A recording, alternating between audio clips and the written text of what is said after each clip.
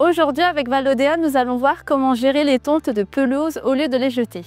En moyenne, les surfaces enherbées produisent 1 à 2 kg de tonte par mètre carré par an. Peu de poids, mais beaucoup de volume apporté chaque année en déchetterie. C'est pourquoi de nombreuses collectivités interdisent désormais aux usagers d'apporter leur tonte en déchetterie. Cette ressource peut être directement gérée dans les jardins des particuliers. Alors, que faire de toutes ces tontes produites en masse chaque année? Plusieurs solutions existent. Premièrement, valorisez vos tontes avec le mulching. Cela consiste à tondre avec un broyage fin sans ramassage d'herbe. Utilisez une tondeuse classique ou une tondeuse mulcheuse. Laissez l'herbe au sol. Cet apport organique contribue à améliorer la santé du gazon, limiter la pousse de mauvaises herbes et garder le sol humide. Pas de ramassage, donc pas de transport vers la déchetterie. Si vous avez des enfants ou des animaux, pensez à créer des lieux de passage et délimiter les espaces de jeu pour ainsi éviter d'apporter de la tonte dans la maison. Pour les adeptes du ramassage de tonte, on va plutôt adopter le paillage.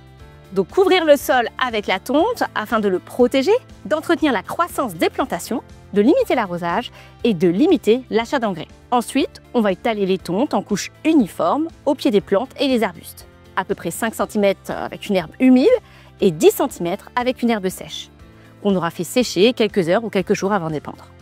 Attention, ne pas tasser car il y a un risque de fermentation. Une autre solution pour valoriser les tontes, ce sont les lasagnes.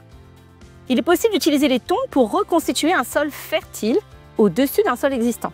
C'est ce qu'on appelle une lasagne. Le principe est de superposer différentes couches de matière organique, brune et verte, sur à peu près 30 à 50 cm d'épaisseur.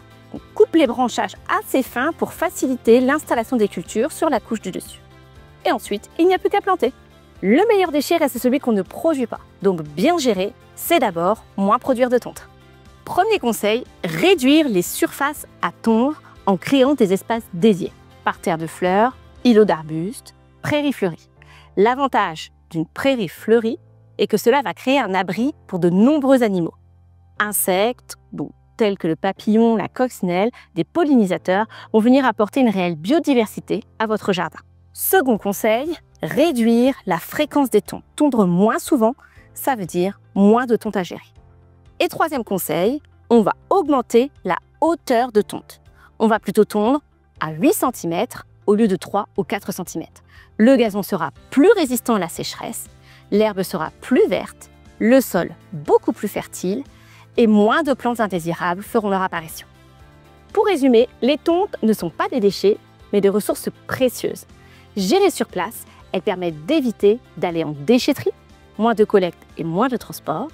Elles permettent de donner une seconde vie à la tonte au sein de pratiques de jardinage naturel. Et elles permettent également de créer de la biodiversité grâce à la gestion différenciée selon les espaces. Alors, à vous de jouer!